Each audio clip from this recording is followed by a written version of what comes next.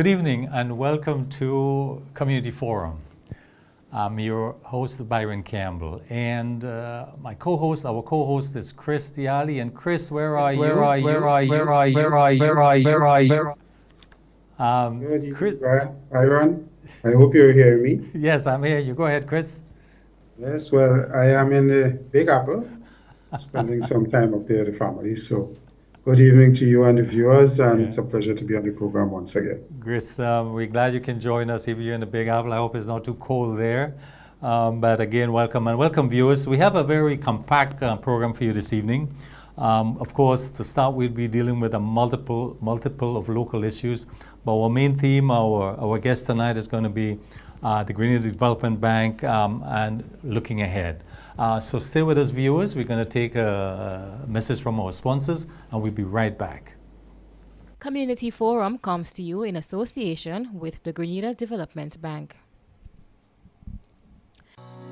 Are you concerned about the impact of climate change on your home or business? The Enhanced Direct Access Climate Adaptation Revolving Fund at the Grenada Development Bank can make your worries a thing of the past. The fund offers concessional financing to households and businesses, focusing on vulnerable populations such as lower-income families and persons with special needs. You could qualify for up to EC $200,000 with an incredibly low interest rate of just 2% annually. With this funding, you can make essential improvements such as building retaining walls for erosion control, making structural improvements to withstand hurricanes, and installing water-efficient bathroom solutions. Take action today. Contact the GDB at 440-2382 to learn more about how you can apply for this funding opportunity. Let's work together to create a climate-resilient nation. The Enhanced Direct Access Project is financed by the Green Climate Fund through the Government of Grenada.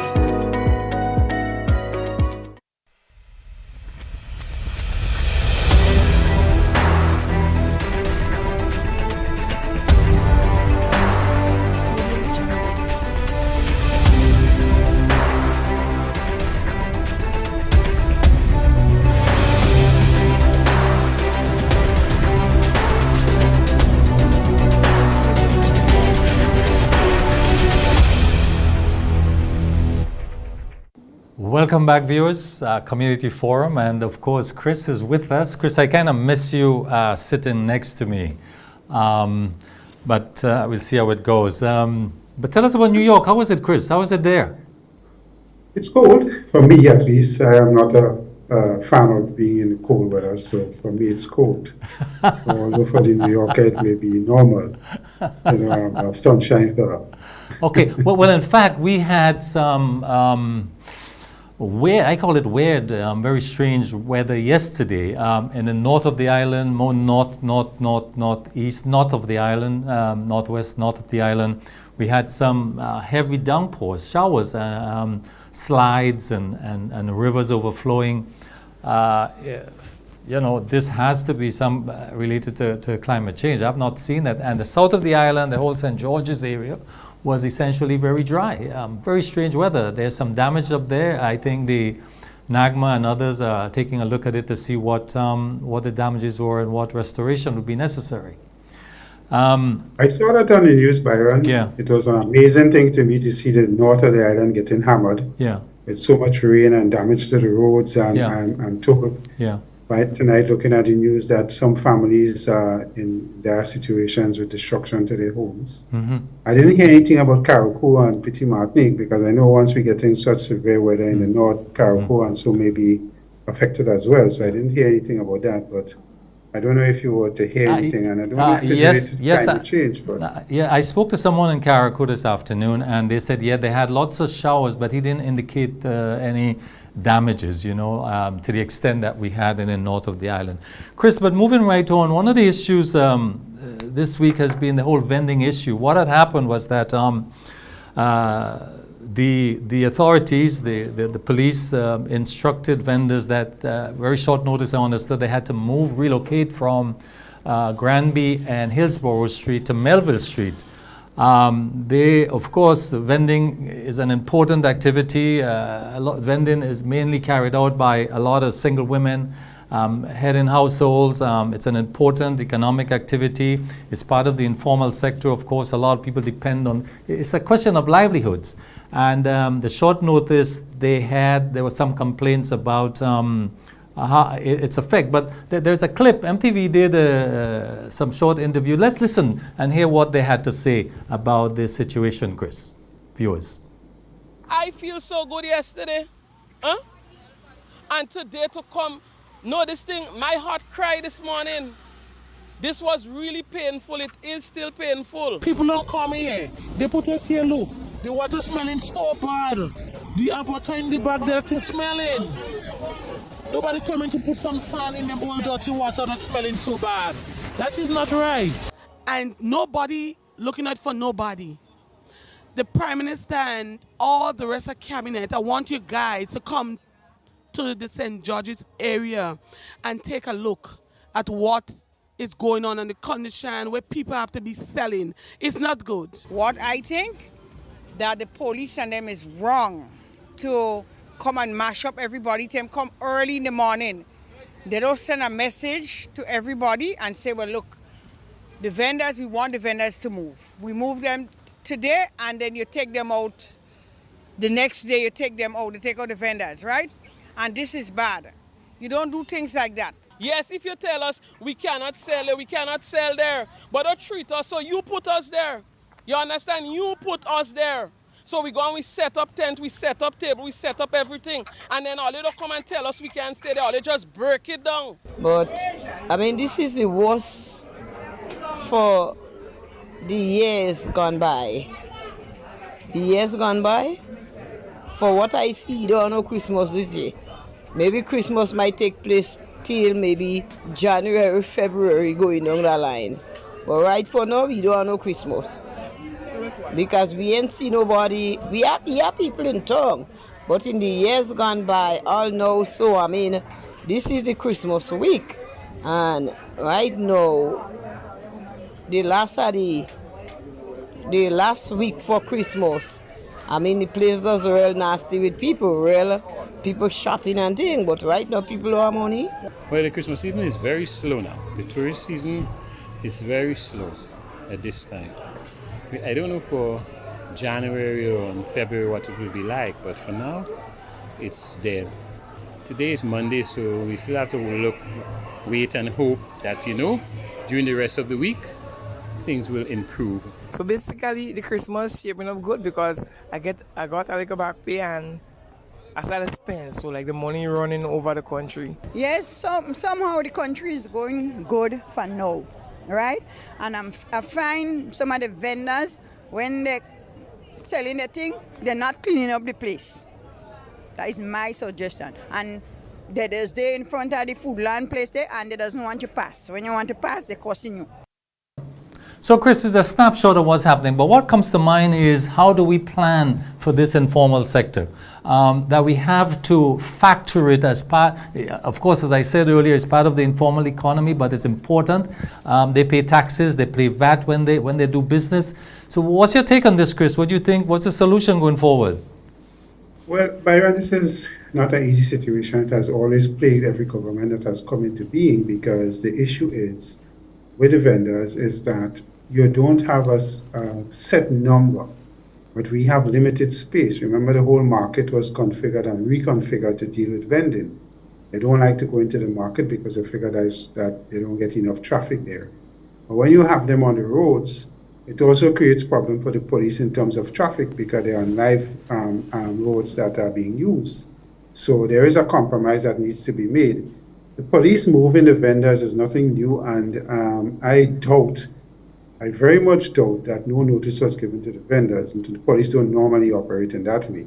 And of course, with the Christmas season, there will probably be an explosion of more vendors on the streets, because there's a barrel trade that goes on where everybody gets things by barrels via the port, and they vend in various aspects of the country. We have a serious problem in the country as it relates to the setting up of shacks and selling food and people vending in all kind of unauthorized places, and the police have their work to do. They have to enforce the law.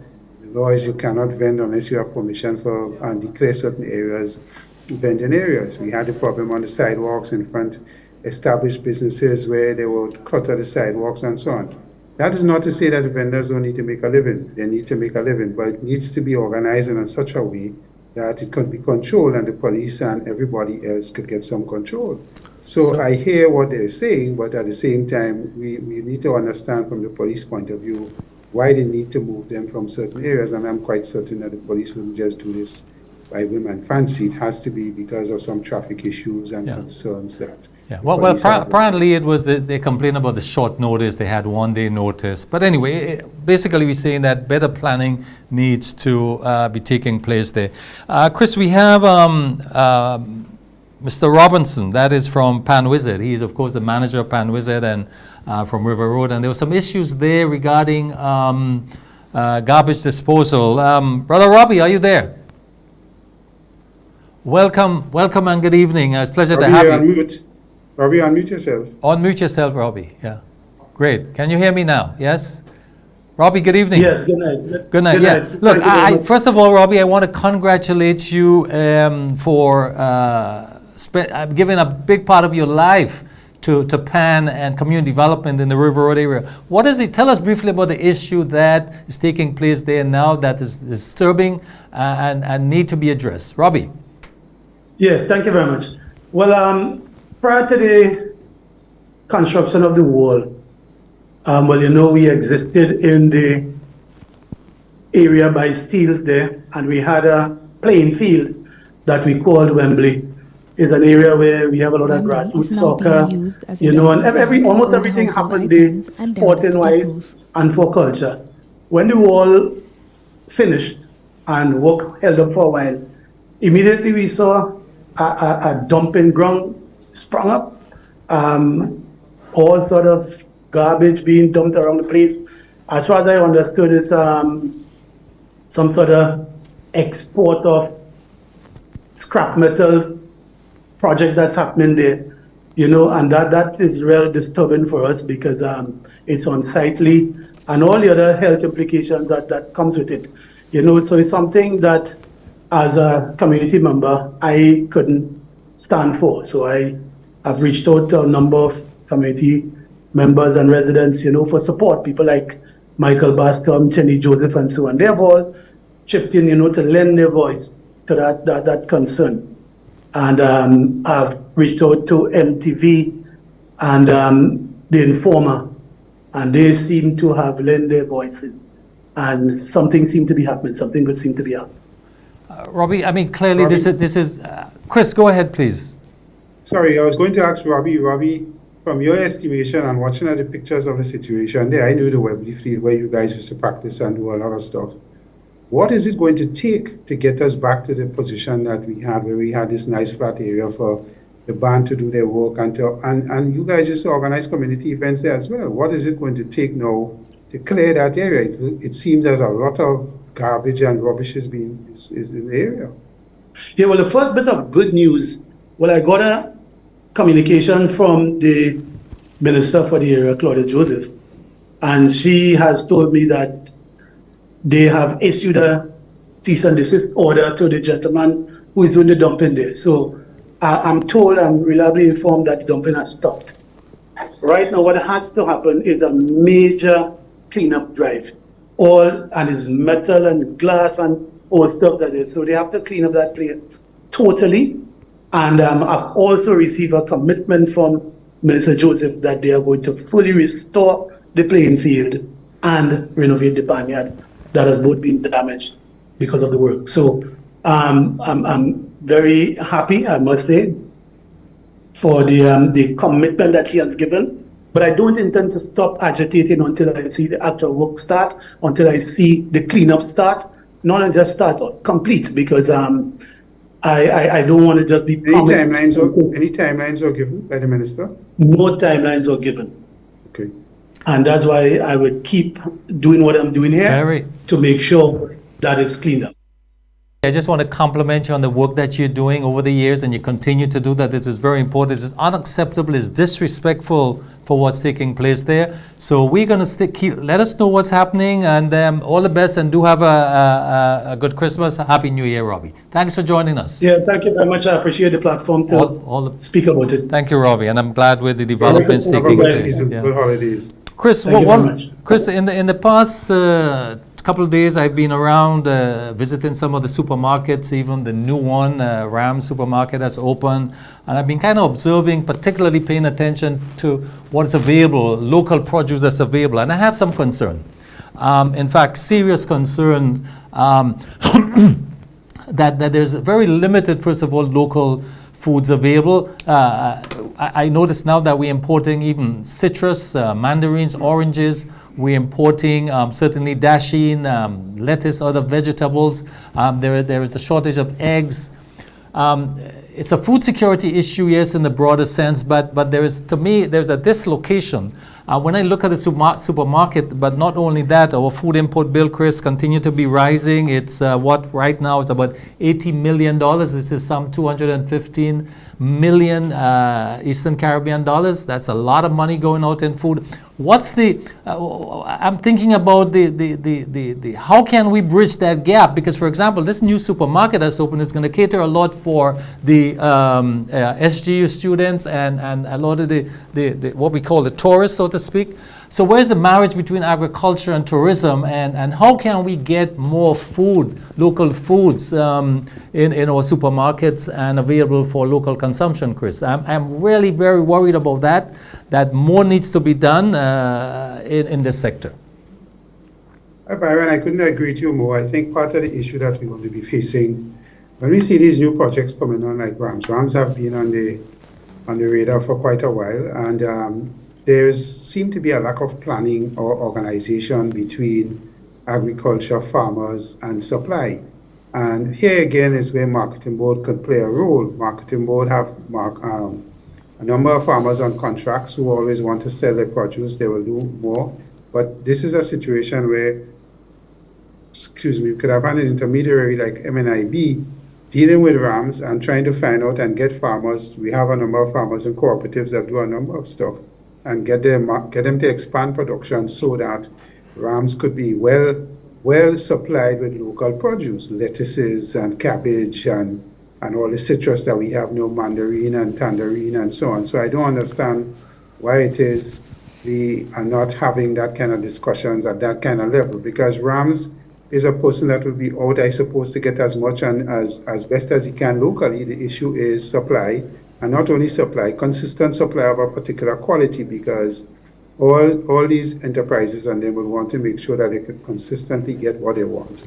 And especially in the vegetable region, the lettuces and the cucumbers and the peppers, these are things that we could supply year round. Yes, some of the citrus may have seasonal aspects to them, but at least avocados and all of these things could be obtained locally and supplied consistently to the outlets.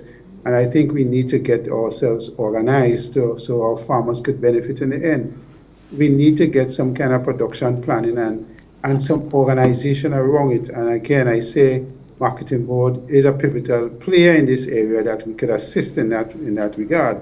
I don't want to say Ministry of Agriculture, because then it becomes a difficult thing for them to have some people particularly assigned to doing things like that, but we have to get there. It's bad, Chris. I'm really very concerned. I think this is a subject we have to take up in the new year coming to explore, and we have to fix this. But related to this in the Christmas season, Chris, is traffic. Now, it's bad, particularly in the south around this time, certain hours of the day, around the island actually. So traffic.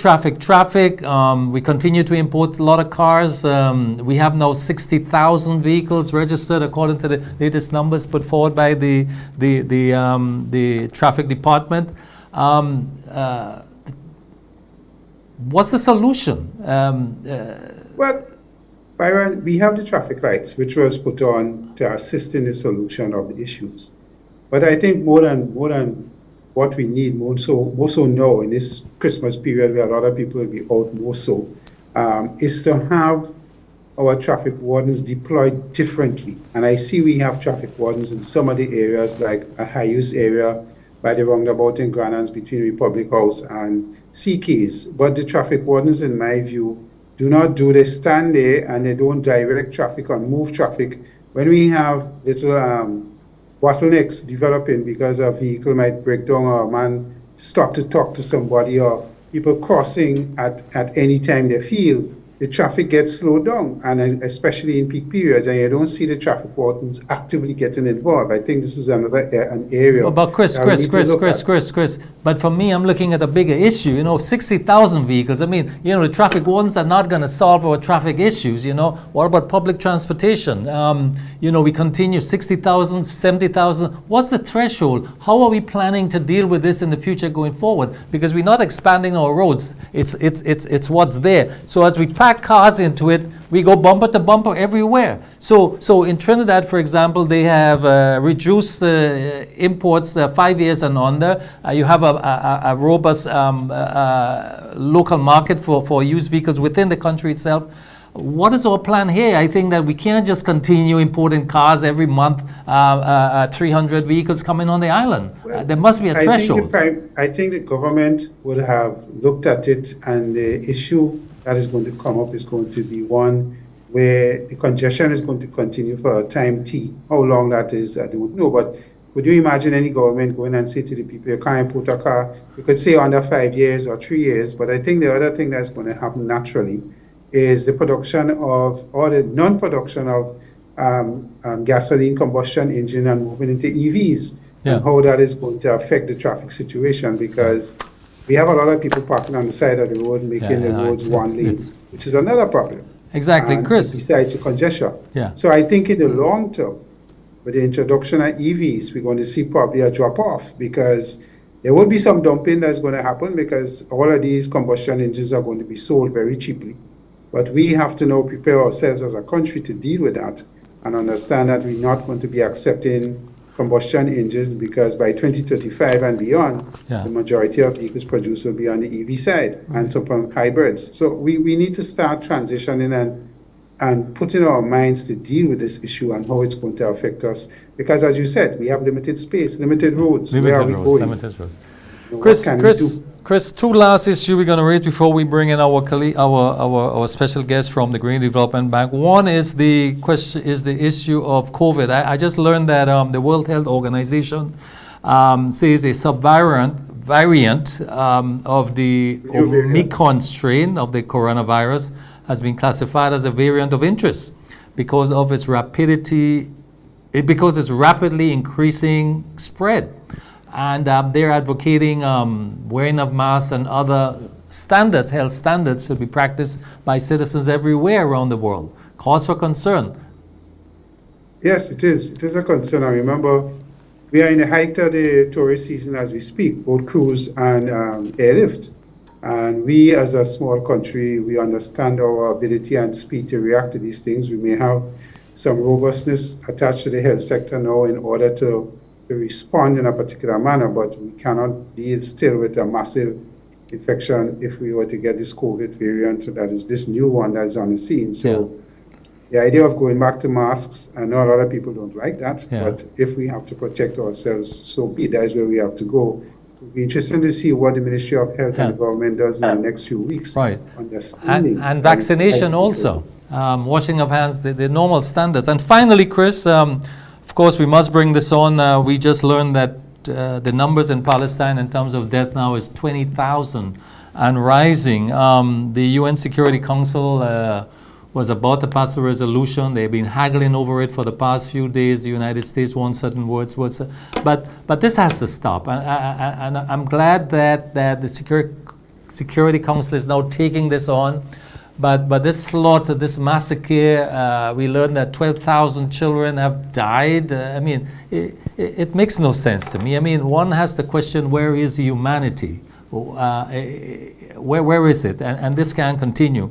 But I'm glad that the Security Council is in, and a lot of countries now are speaking out and putting a certain pressure on Israel and the United States, because of course they are supplying the bombs. We need a solution here. I'm glad of this, Chris, but I hope the new year bring better news on the Palestinians' case. There's not only the killing from the bombs. Remember, the weather is stepping in Israel and those parts. and Palestine, the place is getting cold. The issue of diseases is happening, and And starvation. And starvation.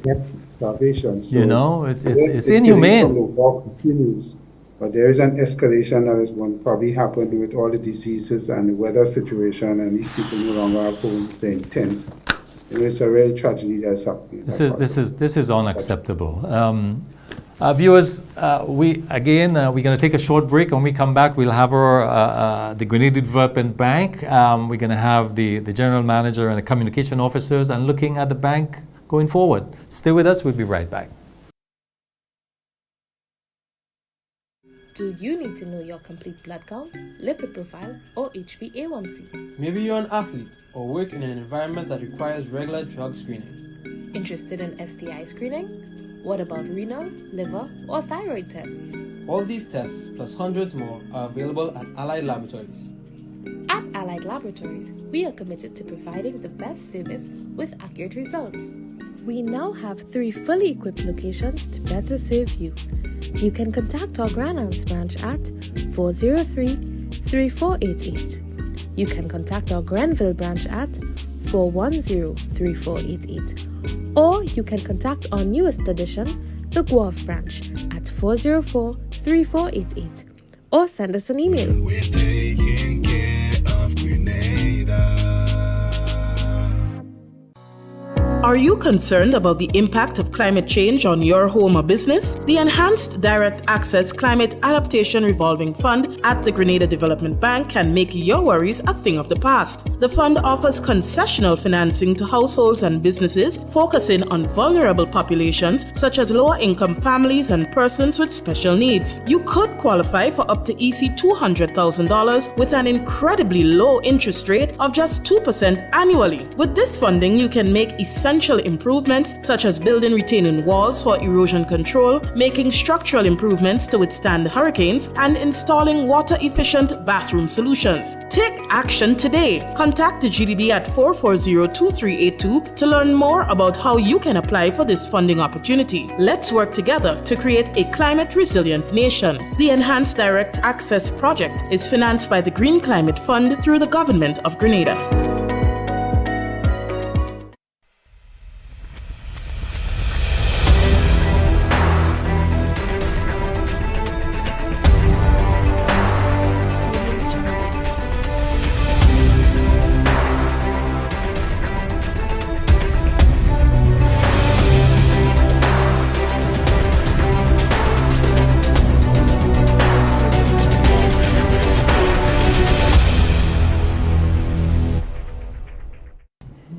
Welcome back, viewers, and we have, as I indicated to you earlier on, our special guest. We have Royston Cumberbatch, and he is, of course, the general manager of the Grenada Development Bank, and also accompanying him is Ria Murray. She is the communications officer of the Grenada Development Bank. Chris is with us via Zoom, but welcome again to the program. Ria, welcome. It's good to see you. Thank you. It's a pleasure. It's always a pleasure. Look, the bank, Grenada Development Bank, we know it's an important institution providing critical service, not only financing, but development support to many industries across the Tri-Island state. Tell us about, and Ria, I'm going to you, the communications officer. I'm going to hold the general manager for a moment, but I want to go to you to first of all tell us about some of the programs that you've had, the new programs that you have coming on, that you're looking to inform the public. Tell us about it. All right. So what I want to start off with is the new and exciting program, which was signed just a couple of days ago, the Creative and Cultural Industries Business Development Fund.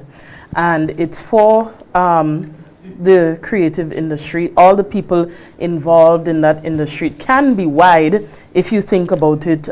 You name it, from advertising, architecture, visual arts, videography, photography, software development, television and radio. We're on TV right now.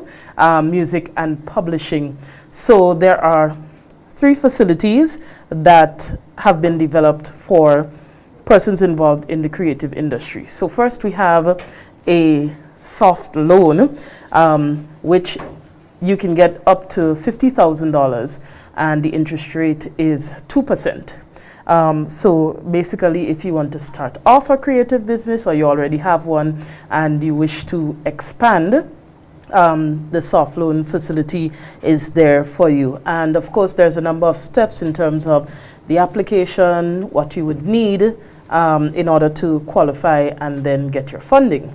And then we have the grant facility, which is up to $25,000.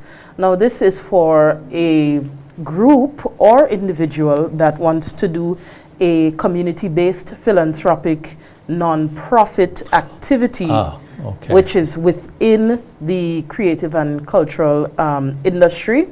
And, you know, it has some great community impact, whether an organization wants to do belly dance to ensure that it lives on, and they want to do it within the community, they want to teach children and pass it on. Maybe it may be drumming, or it could be a workshop that they want to put on for graphic design for children, maybe during the summer. That is something that can be considered. So here's the thing, and I'm going to direct this part of the question to Mr. Cumberbatch. This is a new area that you're approaching. You're talking about cultural industries, creative, and you're providing loans. What's the, and this is new, the assessment, the analysis of the program, determine the feasibility of it. What are the skills of the bank? What new skills is the bank bringing in to make this type of assessments? It's all new. You're more used to providing housing loans and student loans and small business loans. This is a new area and you're doing it for, these are money that has to be paid back. So there's a business dimension to it, but your analysis is, you're viewing something different that you haven't done before. Where are the skills coming from to do this type of analysis? Are you bringing in new talent to do this? A good question. So I think the first thing you have to understand is that for persons to be able to access the funding, they must be registered with the Office of Creative Affairs. So I think they're the ones first doing the initial assessment to say, okay, you are creative. That's first and foremost, right? Secondly, what we are doing internally is that we are streamlining the whole application process. But to answer your question directly, we're also recruiting a project officer who will become a specialist in understanding creatives and how creatives work, and therefore processing their applications, right? I mean, we have in-house resources who are very specialized in the Small Business Development Fund. But as you say, this is a very unique area. Give us a new area. What kind of projection you giving? What level of what are you projecting to be your success rate here? Well, I mean, given the new untested waters that you're going into, be realistic here. Yeah. So I mean, so if you're talking about having $1 million, right? Yeah. Up to 50,000. Yeah. So we are looking at. And this is grant money you're getting from the government to do this? I'm just saying we already have the monies, by the way. You have the monies. Okay, right. Beautiful. Yeah. So I'm just saying, if you think the loan component, right, is up to $1,050,000. So we're talking about not everybody will come for 50,000. So we'll be talking about 20 to 40% getting loans. Yes. Right. Yeah. Viable businesses. Yeah. I think it's very important to understand that even if someone is getting someone creative and it's a soft loan, is the business viable? Yeah. So one of the key things to assess is the business viability. Yeah. And I think one thing that we have to understand is that the government has come up with this initiative to help obviously boost, productivity, employment in that sector. And one thing that we have to, the government will figure out how to do that, is to actually measure, well, how is this boost in funding for the creatives contributing to something like the GDP, right? How does that impact the GDP of the country, right? Yeah. So one has to have some metrics to measure that. But initially, I mean, just from speaking to the persons in the small business development fund today, we have at least already 50 applicants. Wow. People who have already applied for some sort of funding. So we already have a list of persons ready to get this funding. So as we go into the new year, we are going to be rolling out this funding pretty quickly. The source of money is the government of Grenada? Pardon me? The source of funds for this is the government of Grenada? Correct. Correct. It's basically a government program GDP. And you were administering. And it, we yeah. administering. And it was 2%, you said, well, and the total sums available is how much, Ria? So initially, I'll answer the question. Yeah. Initially, the government has committed to 2 million. Okay. Which is 1 million is loans, 500,000 is grants, and 500,000 is vouchers. Okay. But my understanding is that the government will put more money in. As it grows and it develops. Chris, are you there? Any questions here you got for?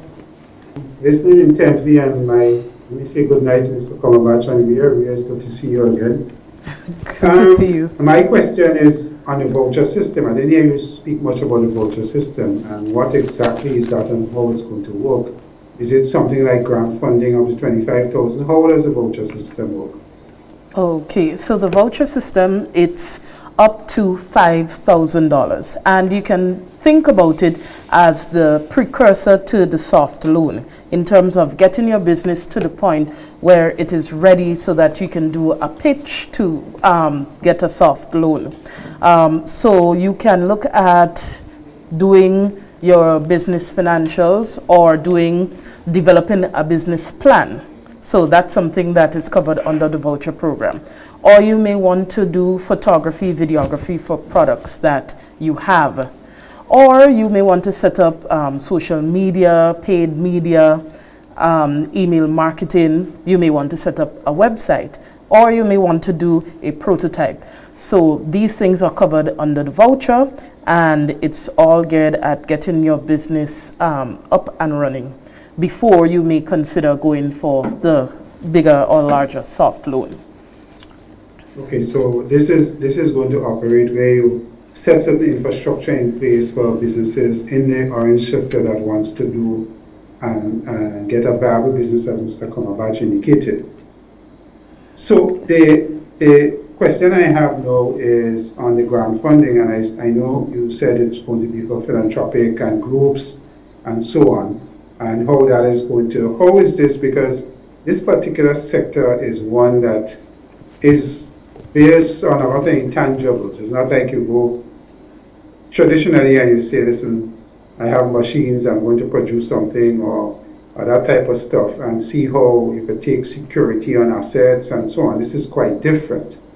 Is it that we are going to look at the businesses or the possible applicants in terms of any securitization for the GDP, or is it going to be something where the grant funding is given out with a certain amount of policing to understand the effect on the community and how it's going to impact what we see in terms of the growth of this particular industry? I don't know if I'm getting my point. I'm trying to understand how we're going to get more funds and develop the sector that we see or where we're targeting to go. Oh, right. So in terms of the grant program, of course it's grants, it's not to be repaid, but there will be a program of monitoring that will go into it to ensure that, first of all, they would have to have a plan as to what they want to achieve, by when, this is supposed to happen by which date, so a plan. And then there would be monitoring to ensure that the plan is implemented, and of course the performance period is 12 months. So monitoring and evaluation will be a critical dimension of such a... How is effectivity going to be measured? That's the point I want to get across. Yeah, that money is going to be properly used to achieve the desired effect. Yeah, I will add that the grant is for persons who want to make an impact or a contribution to the community. Yeah. Right? So yes, you come forward. Yes, you have a plan, as Ria said, or proposal, I would put it. Okay, right. Now you got a grant funding.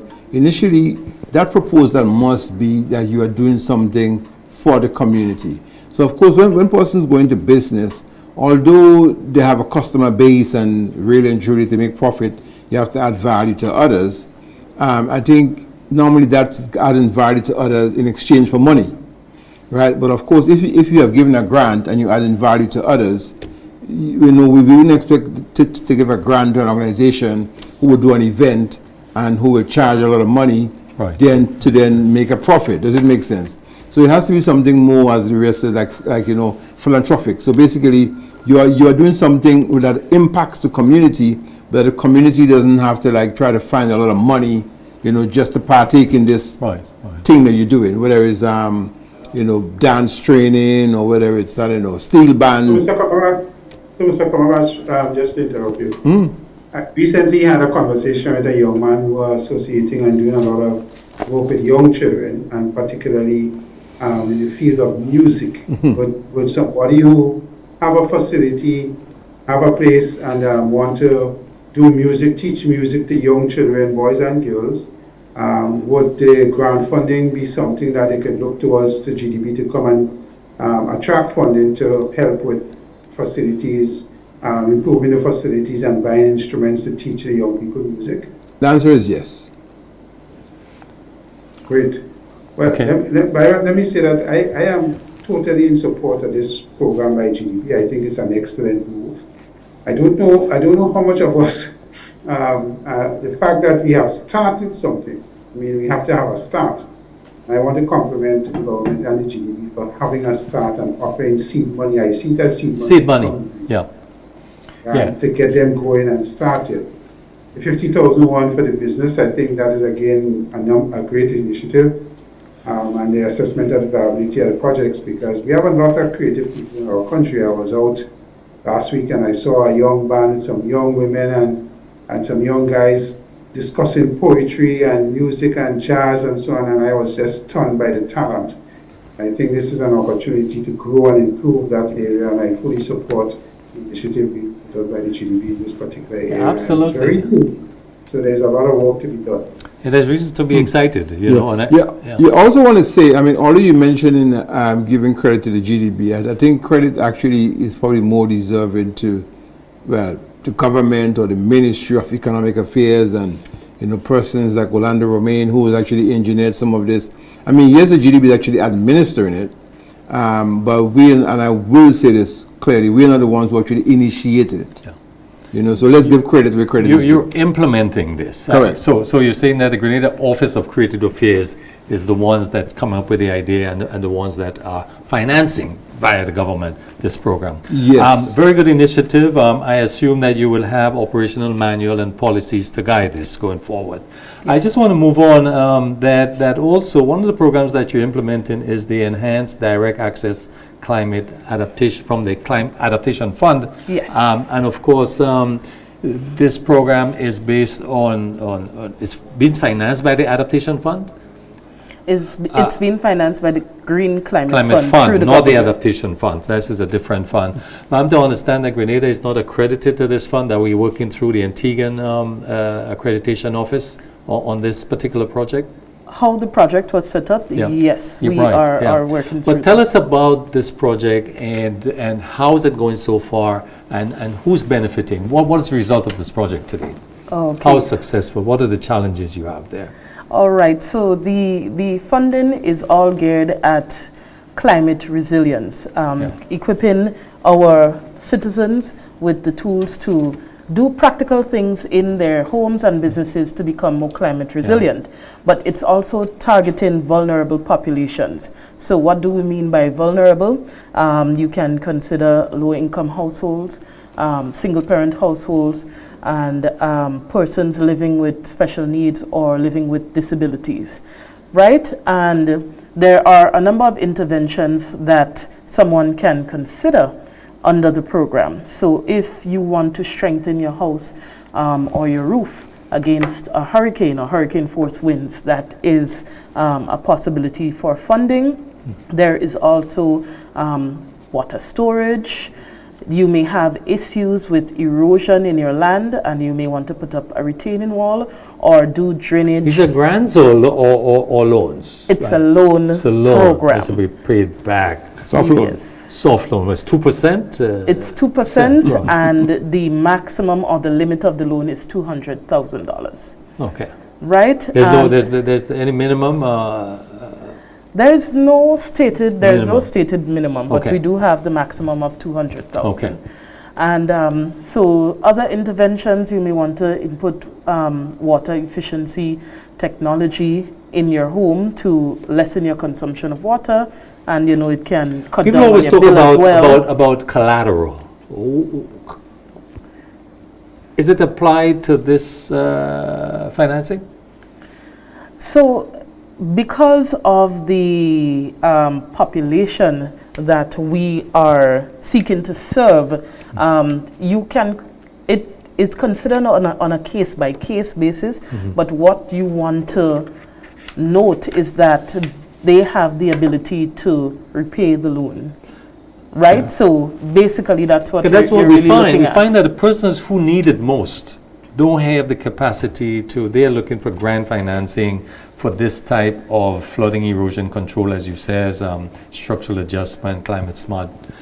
So how are you managing this? Yeah. But answer the question about collateral, right? So my understanding of this particular program is that even if you are living, you have a house and someone had given you permission to build the house on the land. Yeah. So you don't even have the land papers. Yeah. Then you can access this fund. So the security is very soft. What I mean by that is not like you have to bring in land papers and stuff, you know what I mean? Yeah. Once you have a letter saying that you have given X permission to live on that particular property, and that person is vulnerable to, say, erosion, hurricanes, etc., that person can come and apply to get a windows, doors, a roof. If you have pit latrine, toilet, I don't know who have that included. I mean, there are a few actually, because I've seen some of the applications, and I was like, really? People are living like this? It was really shocking. But what amount of money have you paid, or the quantity of loans so far? What is the status of the project today? All right. So thus far, since the program was launched in 2019, we've had 54 projects approved, and the worth of the project approvals is over 2.4 million. In what areas? Give me an idea of some of the areas that you. So most of the requests have been for structural improvements. There have been requests also for water storage projects. So water harvesting and storage. Water harvesting and storage. For example, there was a recipient in Caliste who invested in 2 8,000-gallon tanks, and he was saying that it's so much better because before, in the dry season, they would have issues with water, going maybe 2-3 days without water, and now he has a steady water supply. So that's fantastic that, through this funding, we've been able to make the lives of renewable energy systems. Any application there?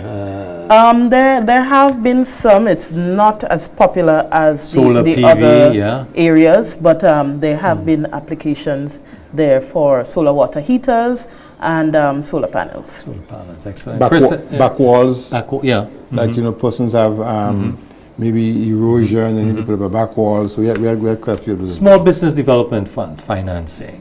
I mean, this is one of before you go on, go ahead, Chris. I listened to Mr. Komabach on the securitization and securing the loans, but part of GDP's remit has to be that if, as Ria is saying, so far 54 projects have demanded $2.4 million in funding, we must find a way to ensure that there is repayment and that we get more monies to continue on lending in that situation. Canadians do have a track record of taking monies and not paying and going into bad debt, and we have an NPL ratio developing that would not ensure that the program continues in the way we'd like it. So my question to Mr. Komabach more so is, if the securitization is soft, how do we expect to ensure that the progress and the success of this program will continue so that we can expand it and build on the amount of money that is given to us in this program so that we can extend it to more and more homeowners? Yeah, so it's a great point, right? And I know you're about to mention small business development fund, right? But if you go back to the EDA, I think what you have to remember is a lot of the times when the GDB administers or gives funding, there is a donor or there is a source of funds, and the source of funds would come with an agreement. So in this particular case for the EDA, the whole thing about the soft security is actually something that comes with the grant. It's actually grant funding. It's a grant you receive to administer as it's a grant that we receive, correct. That's correct. And we decided that actually, well, okay, we can't just give it out. Yeah. Because most times you give out, to what he's saying, most times you just give people things, they just abuse it anyway. So let's make it a soft loan revolving. But it's a valid point. that if you don't have adequate security, then one person is saying, this is a handout, and they just never pay back. Yeah. So there must be some kind of a security. But at the same time, we have to make sure that actually that what we are giving out is in line with what the agreement was or is. And that is fine, Mr. Komabash. My other question is, of course, the capacity of GDB and whether they will be hiring engineers or contractors to look at. We have mentioned reinforcement of roofs for hurricane purposes, water catchment areas, tanks, and so on. What is the capacity of the bank going to be to ensure that when these monies are given out, soft loans and soft securitization, as you say, it's not abused and the actual money is used for the strengthening and reinforcement of vulnerable communities to possible climate disasters or climate change issues that we see? Is that something that the bank is actively looking at, or contracting out engineers or other professionals in the field that could ensure that the monies are properly utilized and the beneficiaries, the homeowners, will get the benefits of what the loan is supposed to be for? Yes, so it's a very valid point. So one of the things that we are doing is that, number one, we actually training the credit team to make sure actually that they can work with third-party service providers, that they can actually enhance the monitoring, because of course the GDB has a small team, right? But what of course we have a much access to more greater resources out there by outsourcing stuff. But even when you outsource something like, say, valuations or project management, etc., the persons that are receiving of these documents has to be able to understand it. So we actually embarking on a process of actually training the persons internally to work with these specialists, to understand the reports, etc. But monitoring as a whole. Saying that the monies that we have gotten do not cater for third parties to come in and assist, and the training has to be that the underwriting loan officers have to now get up and go to make sure that the funds are being used adequately or for fit for purpose? No, I'm not saying that, but what I'm saying is that from my observation, as a whole, it's important that we enhance our internal resources to be able to work with the persons who we will assign, contracts, say, to go and look at a project and assess the project. But of course, you make a valid point. We can't just give out monies. We have to monitor. And traditionally, monitoring is not something that is really something that's really good from places I've been, involved in Grenada, whether it's planning, whether it's GIDC, whether it's GTA, whether it's the bank, monitoring needs enhancing. From what you're saying, one get the impression that the bank is expanding to pursue or is pursuing development-related activities, not necessarily traditional banking activities where, and in this way, I want to pose the question to you that in the, and looking at capacity also of the bank as it expands, as it's look at the future going forward, 2024 and beyond. In the budget address statement, the Minister of Finance in a statement commented on he saw similarities with the GDB and the GIDC, and he indicated that some kind of study analysis is going to be taken with the objective of merging the institutions. He saw similarities. What is your take on that in the capacity, and how do you see this? Is it feasible? How do you see this working? What is happening here? Yeah, interesting. I mean, I haven't got all the answers, but I can tell you what my thinking is, and I can tell you potentially what the government might be thinking. So number one, the GIDC has a lot of assets. So they have parks, they have assets, etc., right? And potentially they have a lot of equity because these are government assets with little debts, right? In order for the GDB to borrow hundreds of millions, right? The GDB needs more equity. So where would this equity come from? It can come from the government. But the GIDC is a government entity.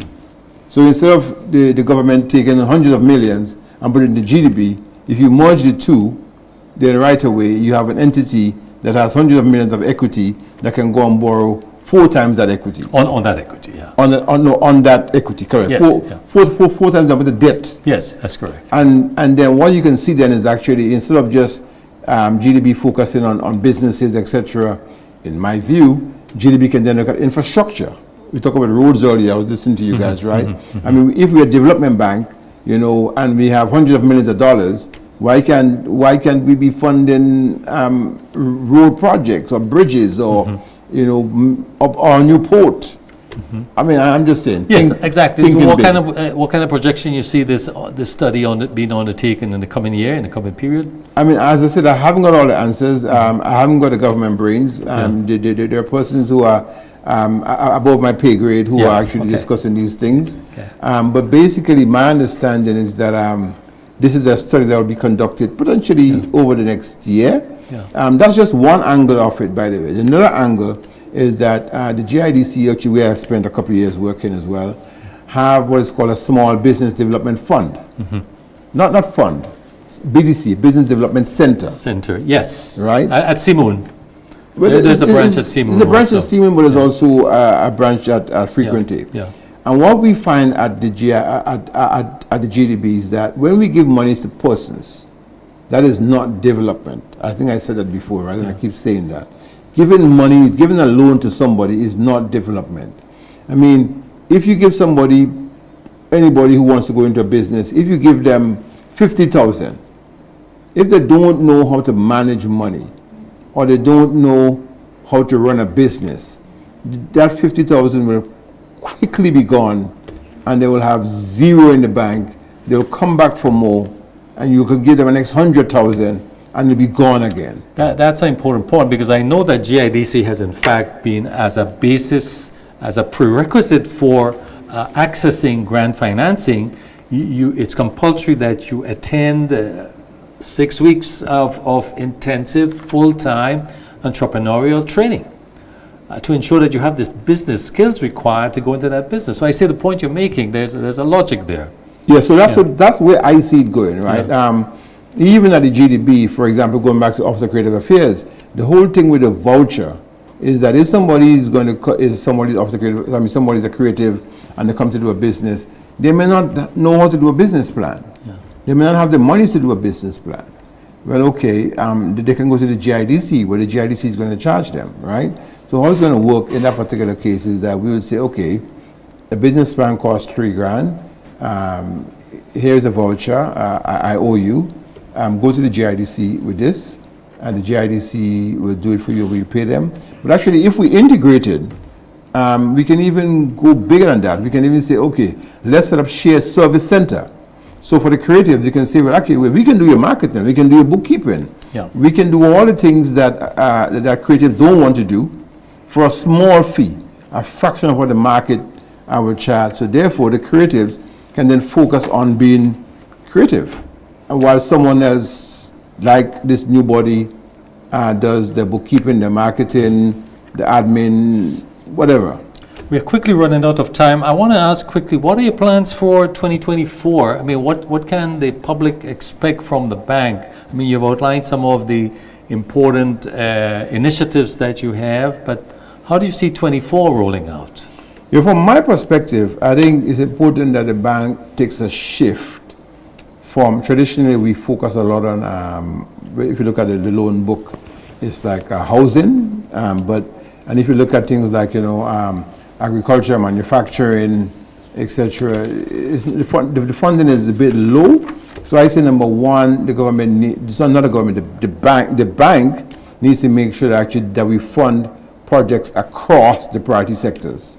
So that means that we have to go out there and promote funding in all these areas. We also have to go to the rural areas, go to Carriacou, go to St. Patrick's, because oftentimes the people who need the funding, it's like farmers. The farmers are not walking around St. George's walking into the bank. The farmers are on the farm. So how do we go and visit the farm? I mean, we could be proactive. Rather than waiting for persons to come to us, we should be targeting them. We should be going and see which farms are successful and seeing how we can help them to even become more successful. So we're also going through what is called a strategic planning review. And through that, we might see things, a few things changing. I mean, there's actually a new act that was already in train. For the bank, yeah? Yes, for the bank, that allows the bank to take deposits, etc. So, I mean, with that happening, the bank will obviously increase its liquidity and its ability to lend more.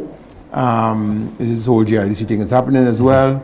We're also looking at you know, like investment vehicles and how we can maybe find more innovative ways to actually raise funding. So overall, I think what the public can expect is probably a more, one of a better word, a more collaborative approach. You know, rather than just, you know, and greater presence. A greater presence. Yeah. Chris, any final question? Yeah. I listened to Mr. Komabach carefully, and I am concerned about the use loosely of the word merger versus partnership. I believe that partnering with GIDC to strengthen the programs that we talk about for training and offering services to small and medium businesses for project writing and plans and so on is excellent. I think that is, we need to have a stronger partnership there with the GIDC and GDB. However, the merging and the using of equity of the GDB, of the GIDC to raise financing for infrastructural works and projects, I don't know how feasible that will be, and I know the technicians are the ones that will have to look at that, because that requires quite a different level of thinking in terms of the debt to the country and who secures the debt besides the equity of the GDB. And I don't know if we could just use that based on how GDB equity came about through grant funding from CEDA in those days.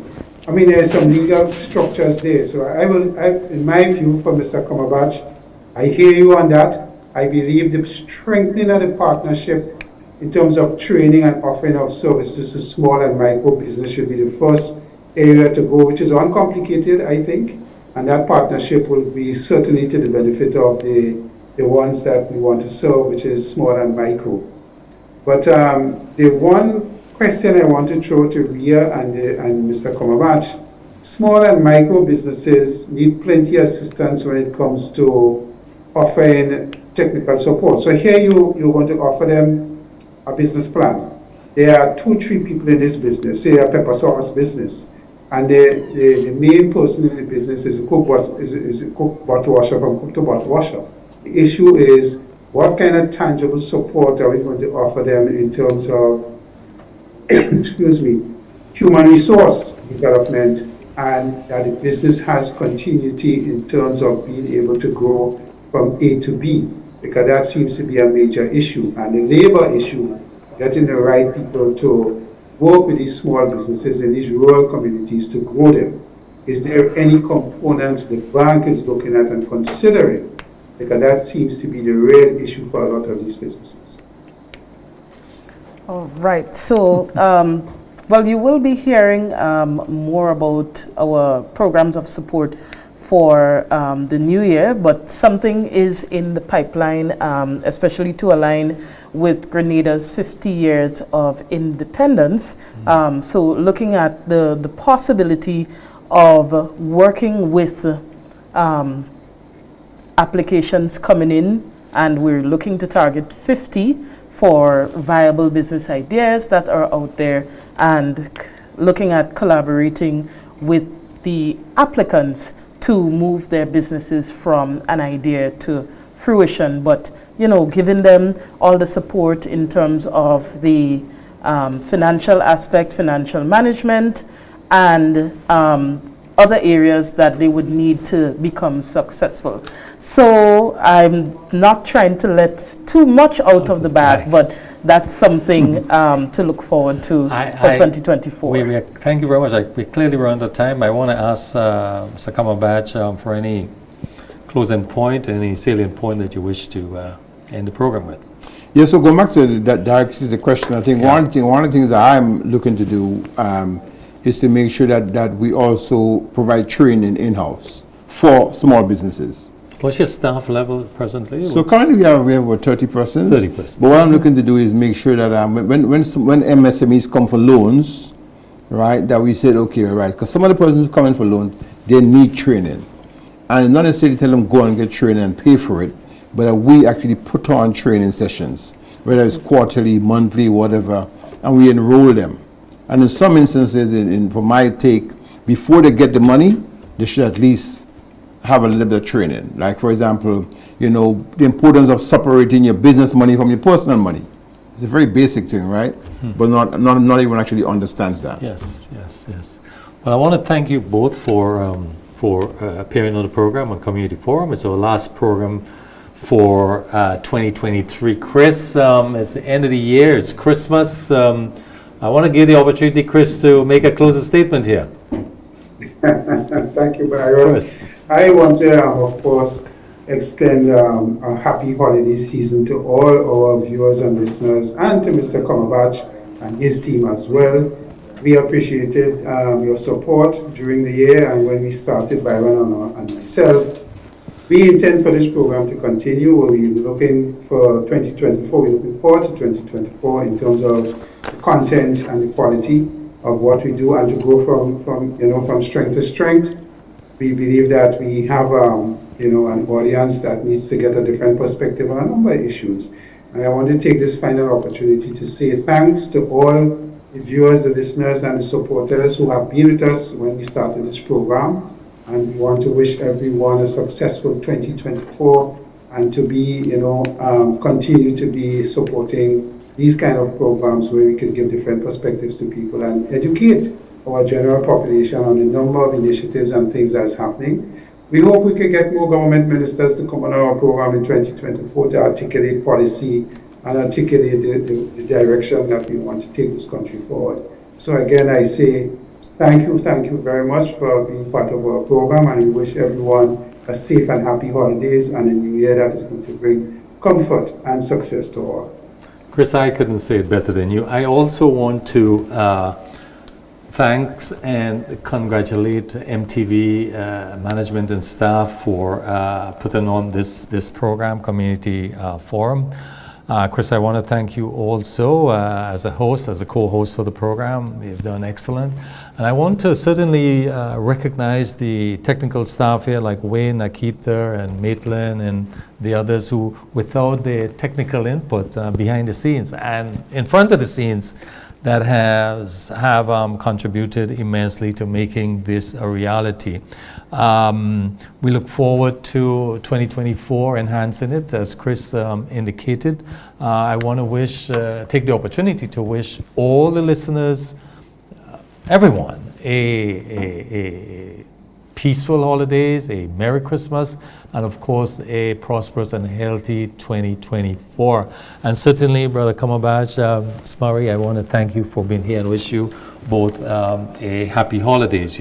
So viewers, we'll see you next year, because this is our last program for the year. I want to thank you for supporting us and being there, the sponsors in particular, and see you next time. Goodbye. Chris, all the best. Enjoy your holidays. Byron, shall see. Very early in the new year. Thank you. Bye-bye.